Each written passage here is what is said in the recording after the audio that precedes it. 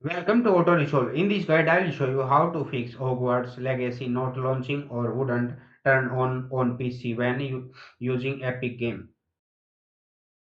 Fix 1. Verify game files Step 1. Open Epic Games Launcher Step 2.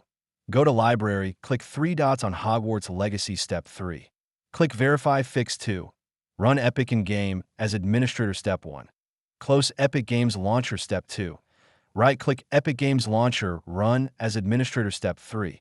Launch the game Fix 3. Update Graphics Driver Step 1. Open NVIDIA GeForce Experience /AMD Adrenalin Step 2. Update to the latest GPU driver Step 3. Restart PC Fix 4. Disable Overlays Step 1. Turn off Epic Overlay. Step 2. Disable Discord /NVIDIA Overlay Step 3. Relaunch the game Fix 5. Add game to antivirus exception Step 1. Open Windows Security /Antivirus Step 2.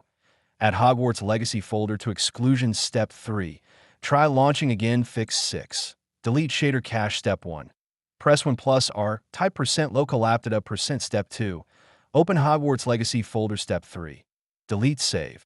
Shader cache.